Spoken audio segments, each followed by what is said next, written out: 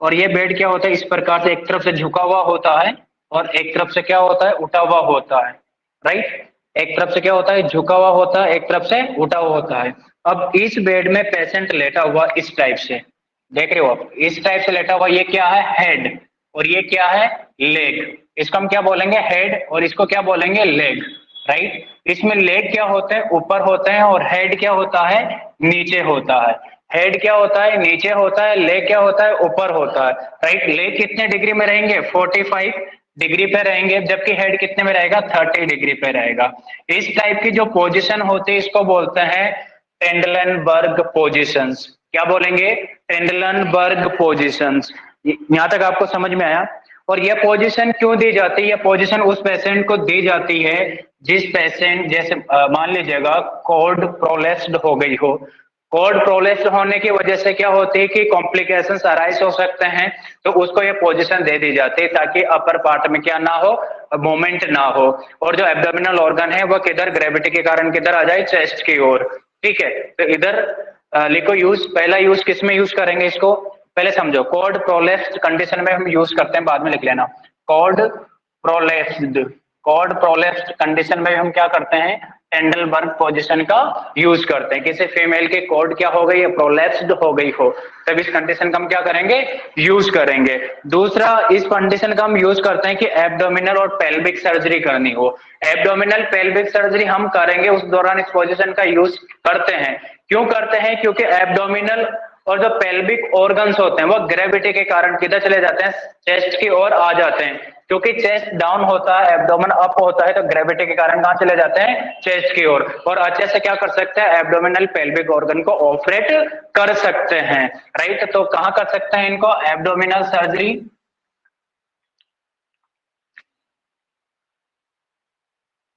Abdominal and pelvic organ की surgery में भी हम यूज कर सकते हैं। राइट, ये बात आपको समझ में आ गया, आया कि नहीं। देन इसके बाद इसका जो मोस्ट सुटेबल यूज होता है वो होता है कि शॉक और लो बीपी के पेशेंट को दी जाती है।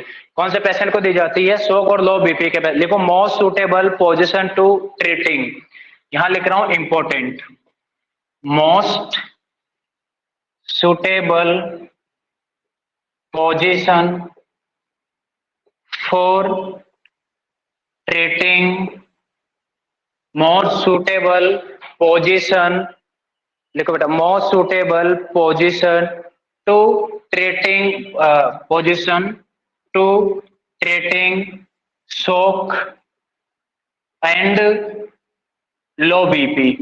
लो ब्लड प्रेशर है तो हेड में क्या होगी बेटा, ब्लड सप्लाई नहीं होगी। सो की वजह से भी ब्लड सप्लाई क्या हो जाती है, हेड की इंटरप्ट हो जाती है। तो हेड को डाउन कर देंगे तो ब्लड किधर चला जाएगा, हेड की ओर। तो लो बीपी को और सो को ट्रीट करने के लिए जो मोस्ट सुटेबल पोजीशन होती है उसको बोलते हैं ट्रेंडलनबर्ग पोजीशंस।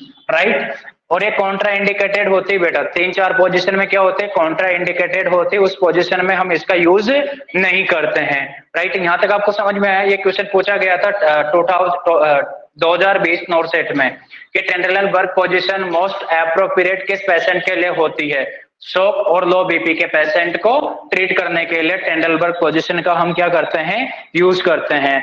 और एक कॉन्ट्रा इंडिकेटेड होती है, याद रखना, टेंडलनबर्ग पोजीशन कॉन्ट्रा इंडिकेट होती है। कॉन्ट्रा क्या होती है, इंडिकेट, यानी कि इस कंडीशन में इस पोजीशन का यूज नहीं करेंगे। मान लीजिएगा पेशेंट को क्या है, हेड इंजुरी है, सिर में चोट आ गई है, तो ध्यान रखना सिर में चोट आने वाले पेशेंट को ये यूज नहीं करेंगे। और दूसरी कंडीशन ये है कि पेशेंट का आईसीपी बढ़ा हुआ है, आईसीपी क्या है, बढ़ा हुआ है, इंक्रीज है, तब भी हम इस पोजीशन का क्या नहीं करेंगे, यूज नहीं करेंगे। कॉन्ट्रा इंडिकेशन, आईसीपी का मीन्स होता है इंट्रा क्रेनियल प्रेशर। राइट, इस कंडीशन में हम क्या नहीं करेंगे, इसका यूज नहीं करेंगे, याद रखना बेटा, याद रहेगा।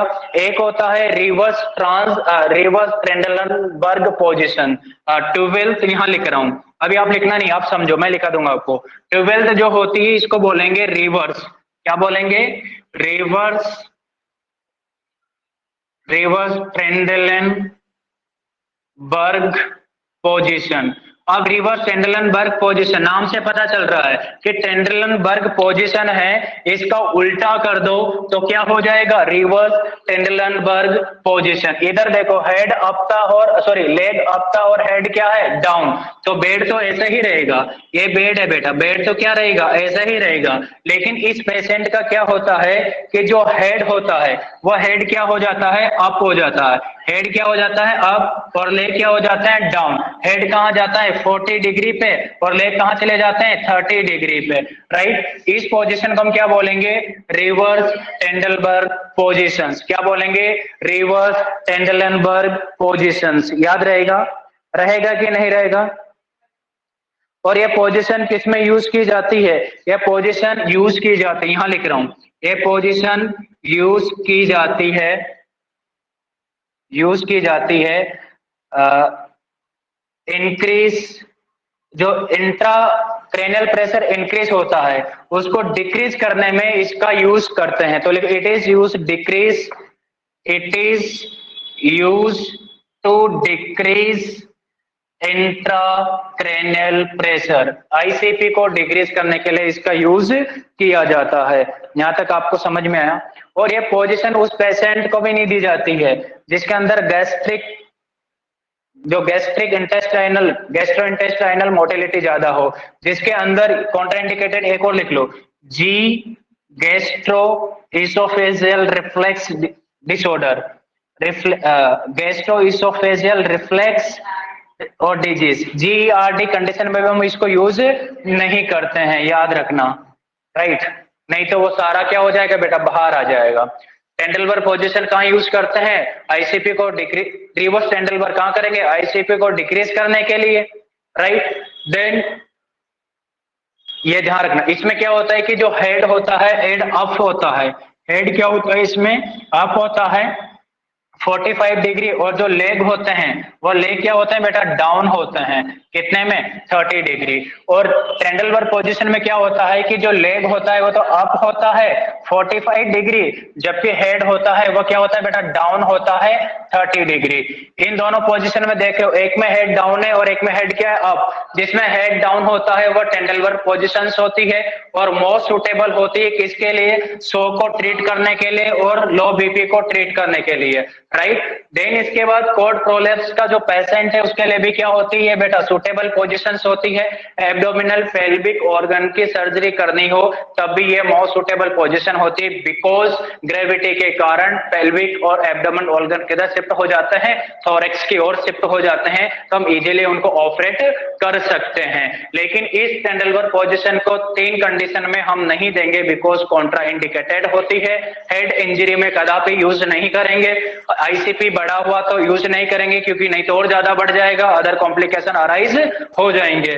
देन जीईआरडी में भी हम यूज नहीं करेंगे गैस्ट्रो इसोफेजियल रिफ्लेक्स डिजीज, क्योंकि एस्पायरेशन होने की संभावनाएं ज्यादा होती है, अदर कॉम्प्लिकेशन अराइज होने की संभावना भी क्या होती है, ज्यादा होती है। यहां तक आपको समझ में आया, ये दोनों पोजीशन समझ में आया। तो लिखो, हेडिंग लिखो टेंडलबर्ग पोजीशंस, लिखो बेटा ये पोजीशन, ए पोजीशन, अभी मैंने लिखने का नहीं बोला, अब बोला है, ठीक है।